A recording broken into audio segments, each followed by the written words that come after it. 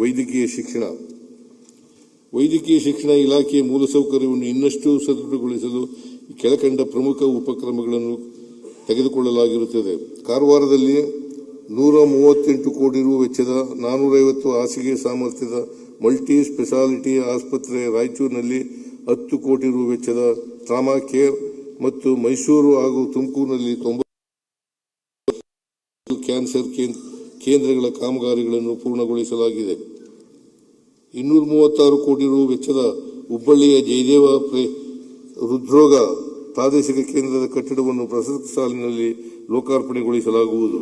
ಬೆಂಗಳೂರಿನ ರಾಜೀವ್ ಗಾಂಧಿ ಎದೆ ರೋಗಗಳ ಆಸ್ಪತ್ರೆ ಆವರಣದಲ್ಲಿ ಅಜೀಂ ಪ್ರೇಮ್ ಜಿ ಫೌಂಡೇಶನ್ ವತಿಯಿಂದ 1,000 ಹಾಸಿಗೆಗಳ ಚಾರಿಟಬಲ್ ಸೂಪರ್ ಸ್ಪೆಷಾಲಿಟಿ ಟೆರ್ಷಿಯರಿ ಆರೈಕೆ ಮತ್ತು ಅಂಗಾಂಗ ಕಸಿ ಆಸ್ಪತ್ರೆಯನ್ನು ನಿರ್ಮಾಣ ಮಾಡಲು ಒಡಂಬಡಿಕೆಯನ್ನು ಮಾಡಿಕೊಳ್ಳಲಾಗಿದೆ.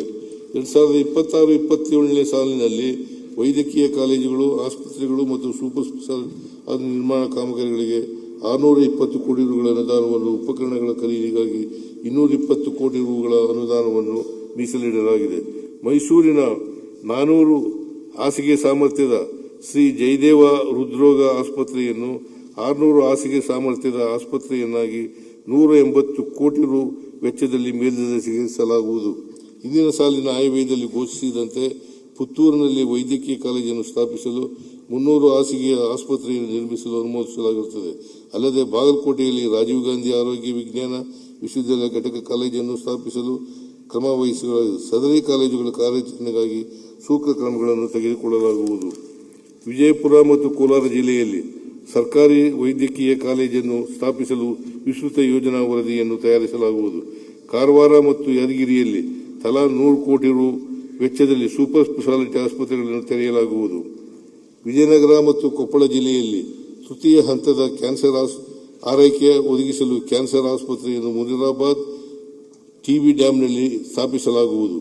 ಬೆಂಗಳೂರಿನ ಗೋವಿಂದರಾಜನಗರ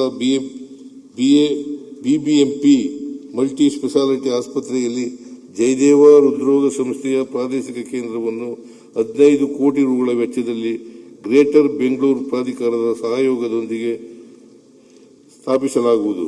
ಬೆಂಗಳೂರಿನ ವಾಣಿವಿಲಾಸ ಆಸ್ಪತ್ರೆ ಮತ್ತು ಕಲಬುರಗಿಯ ಗುಲ್ಬರ್ಗ ವೈದ್ಯಕೀಯ ವಿಜ್ಞಾನ ಕಾಲೇಜಿನಲ್ಲಿ ಐವಿಎಫ್ ಕೇಂದ್ರಗಳನ್ನು ಸ್ಥಾಪಿಸಲು ತಲಾ 1 ಕೋಟಿ ರುಗಳನ್ನು ಒದಗಿಸಲಾಗುವುದು.